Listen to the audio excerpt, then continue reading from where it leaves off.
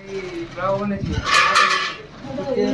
Morning दोस्तों, मैं ललन मुंडा Rungta Koyda कमडा steel plant से।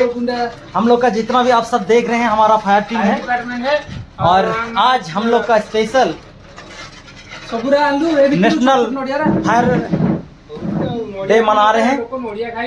तो उसका उपलक्ष्य में हम लोग आज कुछ स्पेशल बना रहे हैं। आप देख रहे हो, इसी को कहते हैं पोणा, उड़िया भाषा में पोणा बोलते हैं, पोणा पोणा।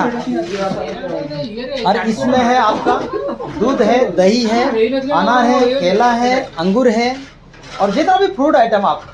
इसके बाद और एक बेलो बोलते हैं इधर हम लोग का, बेलो का वो सब बना हुआ है। और वहाँ पे कटिंग चल रहा है। तो आप देख रहे हैं पनीर, पूरा पनीर को पूरा बारीकी से छोटा छोटा चमिन जैसा उसको काटा जा रहा है और उसको भी यहाँ पे मिलाया जाएगा।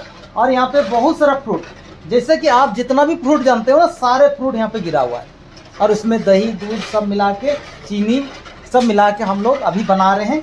और इसका बाद जब इसका एक गिलास चुस्की मार के आप पियोगे तो तब देखोगे इसका मजा। वाह, इसी को बोलते हैं पोणा। थैंक यू दोस्तों।